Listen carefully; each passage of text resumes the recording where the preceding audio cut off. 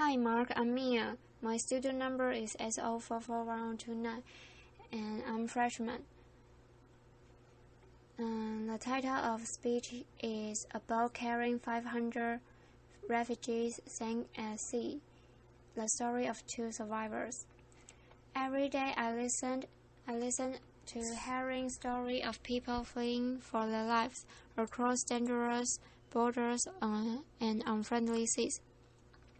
But there's one story that keeps me awake at night, and it's about Doa, a Syrian refugee.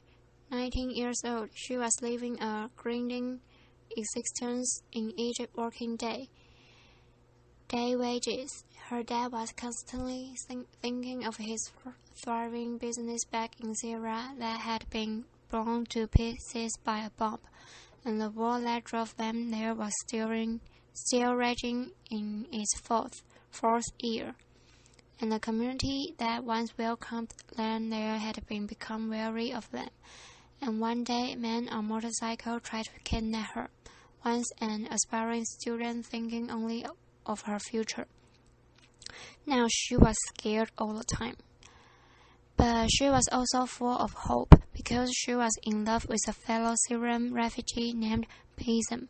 Bassem was also struggling in Egypt, and she said to Doa, "Let's go to Europe, seek asylum, safety. I will work, you can study." The promise of a new life. And he asked her father for her hand in marriage. But they knew to get to Europe they had to risk their lives, traveling across the Mediterranean Sea, putting their hands in smugglers, notorious for their cruelty. And Doa was terrified of the water. She always had been. She never learned to swim. It was August that year, and already 2,000 people had died trying to cross the Mediterranean. But Doa knew of a friend who had made it all the way to northern Europe, and she thought, maybe we can too. So she asked her parents if they could go, and after a painful discussion they consented, and Bassem paid his entire life savings, $2,500 each, to the smugglers. It was a Saturday morning when the call came, and they were taken by bus to beach. Hundreds of people on the beach, and they were taken them by a small boat onto an old fishing boat.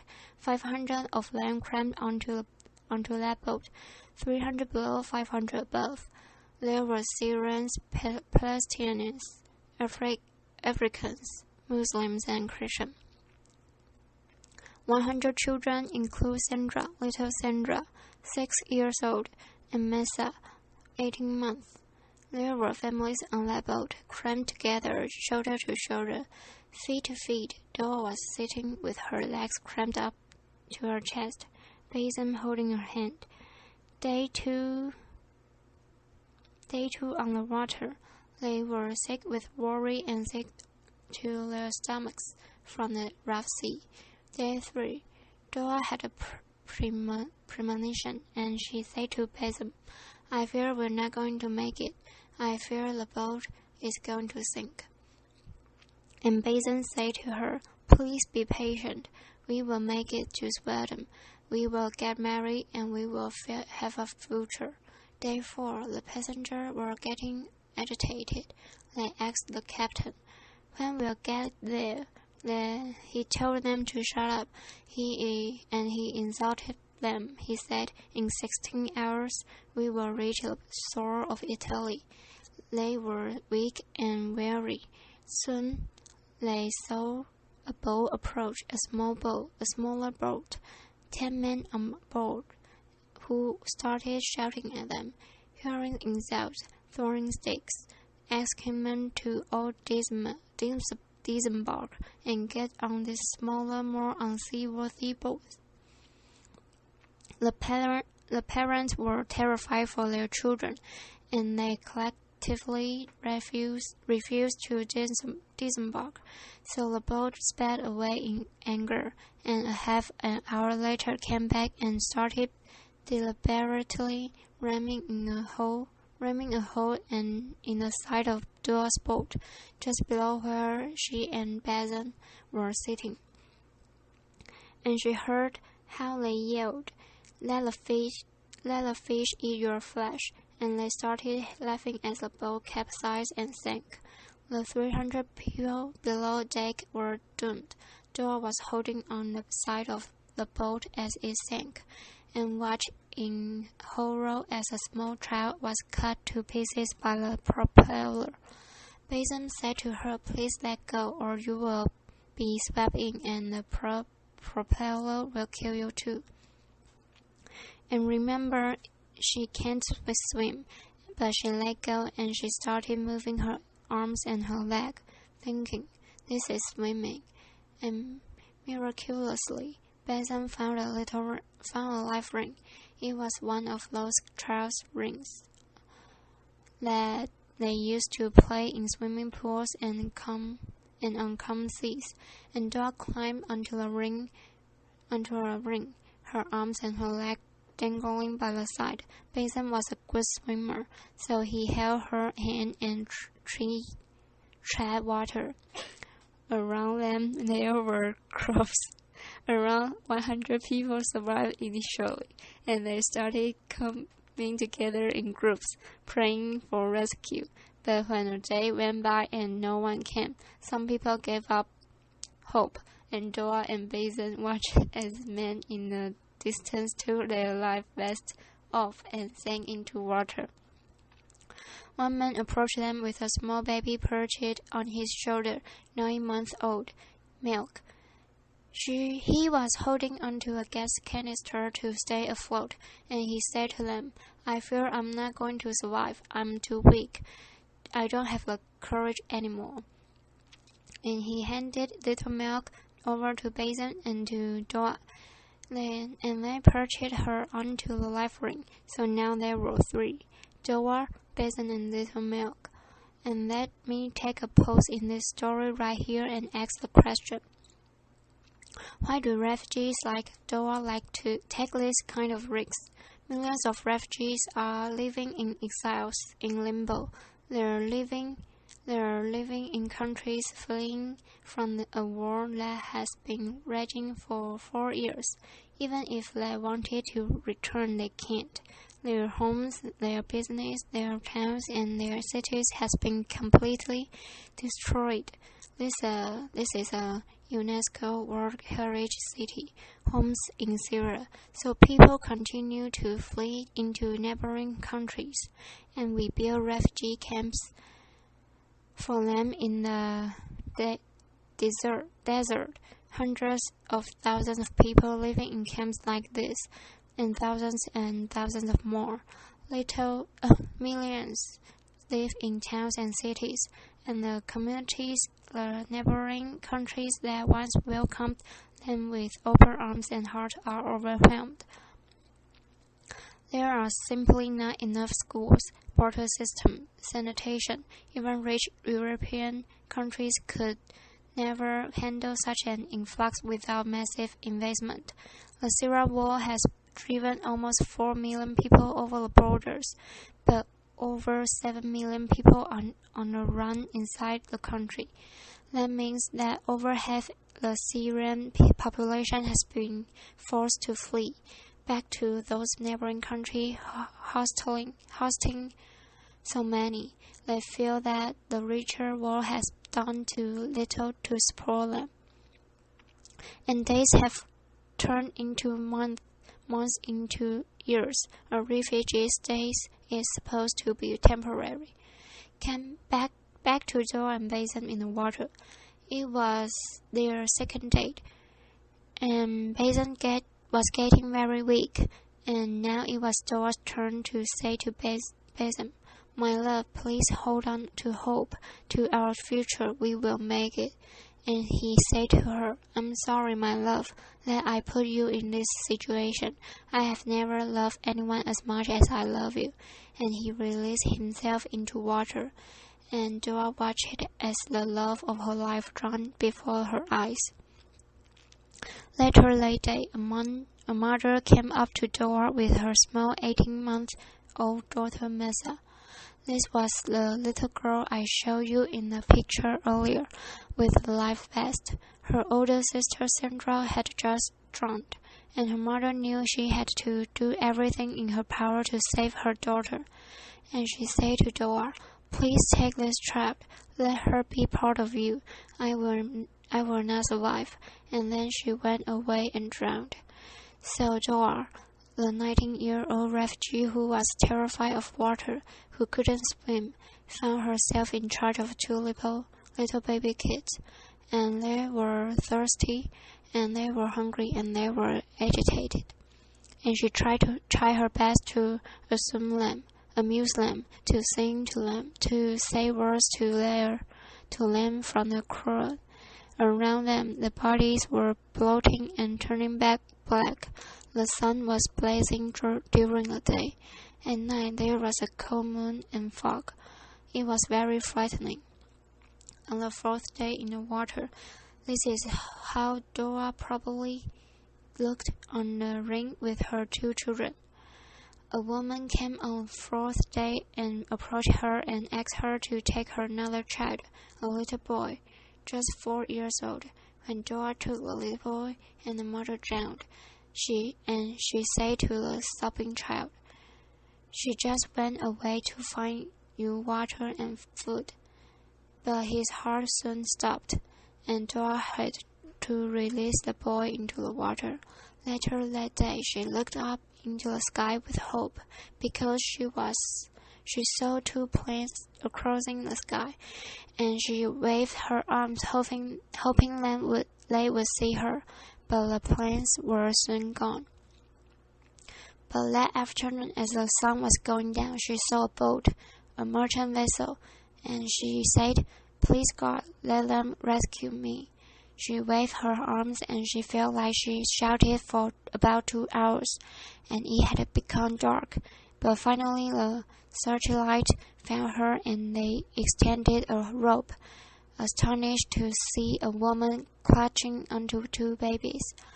They pulled them onto the boat. They got oxygen and blanket, and a great helicopter came to pick them up and take them to the island of Crete.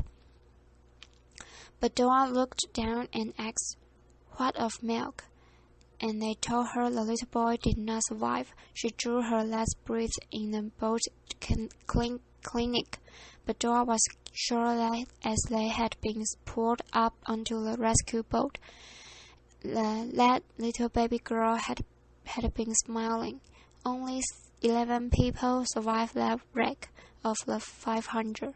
There was never an international investigation into what happened. There were some media reports about mass murder at sea, a terrible tragedy, but that was only for one day, and then the news cycle moved on. Meanwhile, a pediatric hospital in Crete, little Massa was on the edge of death. She was really dehydrated. Her kidneys were failing.